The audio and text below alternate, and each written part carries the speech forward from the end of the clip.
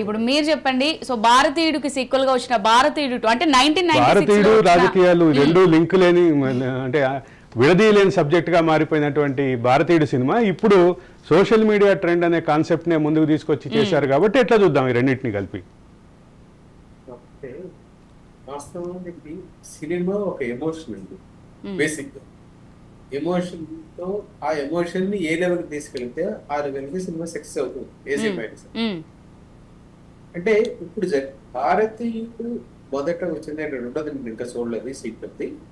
మొదట వచ్చింది చూసినప్పుడు ఆ ఫీలింగ్ ఏమిటంటే అంటే ఒక అవినీతి మీద ఒక సిస్టమ్ మీద పోరాడు. ఆ పోరాడేటప్పుడు చాలా మంది చాలా 99% ప్రజలు జరుగుతున్న అవినీతిని వాళ్ళు సహించలేదు కానీ దాని మీద పోరాటం చేసేటట్టు శక్తిత్తులు ఉండవు. ఎవరైనా పోరాటం చేస్తే వాళ్ళలో చూసుకుంటారు. ఆ హీరోస్ లో తమను తాము చూసుకుంటారు.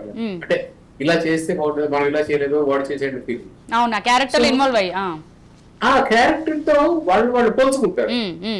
అబ్బా నేనైతే ఇలా చేసుకుంటేవాడు, వీడు చేయలేడు ఎప్పటికీ, కానీ చేసిన వాళ్ళు అప్రిషియేట్ చేస్తారు. సో భారతీయుడు అంటే అవినీతి వ్యతిరేకంగా వచ్చే ఏ సినిమా వచ్చినా కూడా అది ఒక ఎమోషన్ తో పెళ్ళి. అంటే ఈ రొమాంటిక్ సినిమాస్ ఇంకోటి ఇవి వేరు, పర్టికులర్ గా ఇటువంటి సబ్జెక్ట్స్ వచ్చే సినిమాస్ వేరు.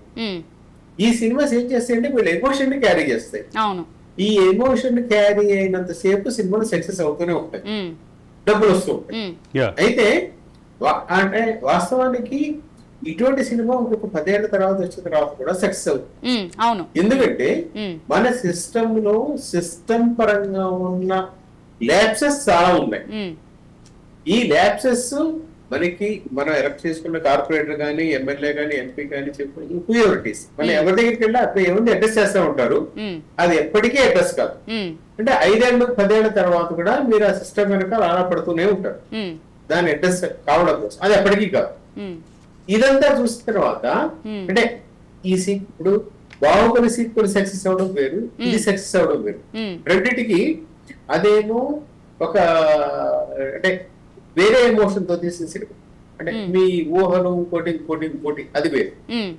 ఈవెన్ కల్కి కూడా సంథింగ్ లైక్ దట్. కానీ భారతీయుడు వచ్చేసరికి it is something which is questioning the system. అందుకని ఎవరు ఆ సినిమా చూసినా ఆ చూసిన అరగంట గంట you are attached to it more emotional. అందుకని ఇటువంటి సినిమా ఎప్పటికీ మనకి అవసరమే మన సిస్టమ్ లో ఈ లోపాలు ఉన్నంత వరకు.